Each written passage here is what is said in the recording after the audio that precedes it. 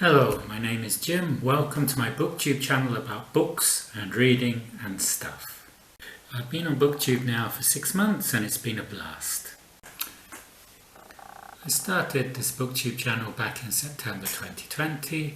I already had a channel but it only had 33 subscribers. Now I've got nearly 300 subscribers. My channel has 84 videos, of which 56 are Booktube videos.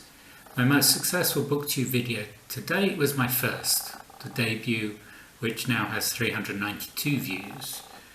The average number of views for any of my Booktube videos is about 100. There have been 6 other videos I put out on Booktube with over 200 views. Of these, the first was the newbie tag, Booktube newbie tag, where I introduced myself to the community. Then there was the Booktube video about Tbilisi Book Swap, where I talk about a local group where we meet once a month and swap books in English. This is a good source for me for getting new material to read. Then there was the video I put out about 20 booktubers I recommend following.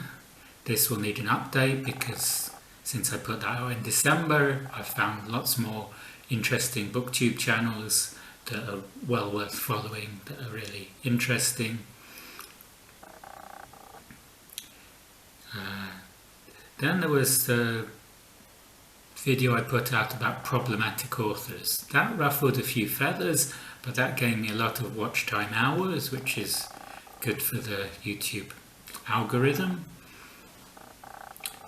And then my first original tag, the A to J tag, proved very popular, and I was very pleased to see how many other booktubers tackled it. And then recently I put out a video, Georgian Literature 101.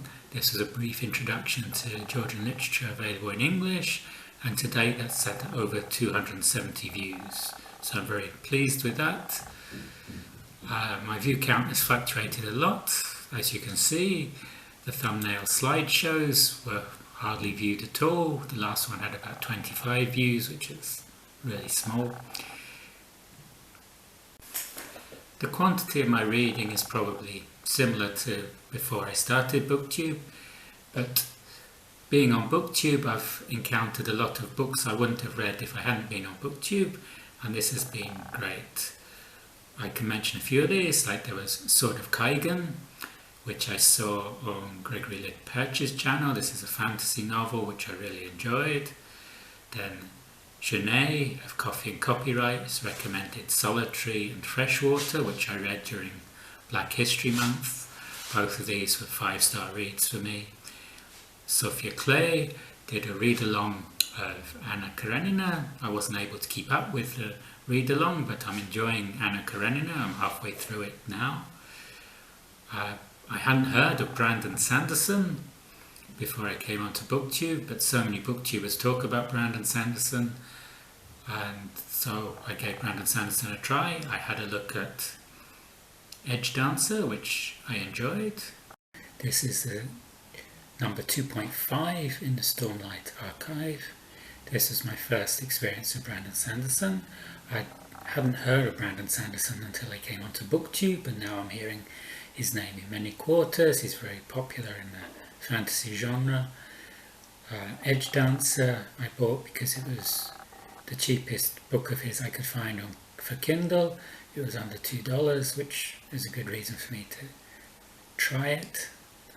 And so this is the story of Lift, who's a young girl who's about 12 or 13, and she has a spren, which is some strange kind of creature that puts out vines for her which she can climb up, and apparently most other people can't see it. Lift is very much thinking about her stomach all the time and where she can get pancakes and things like this. It's a very funny book, it's very amusing.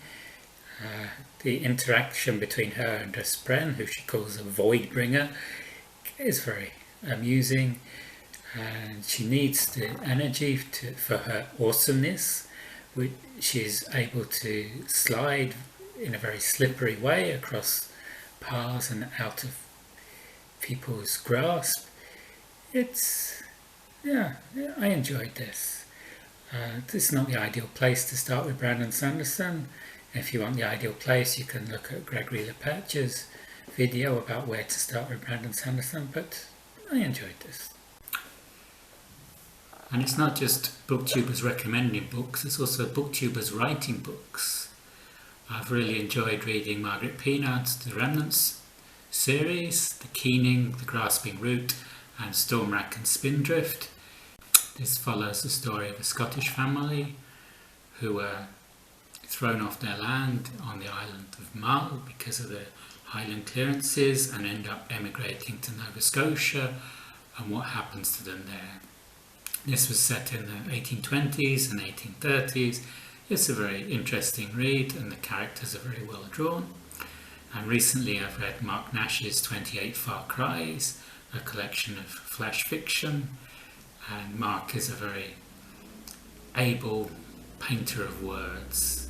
I reviewed this in my last video. During this booktube period, my most successful videos as far as views goes weren't even booktube videos.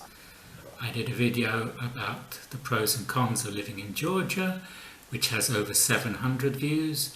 I also did a video comparing Matchbox and Hot Wheels cars and asking what's the difference, and this has over 450 views.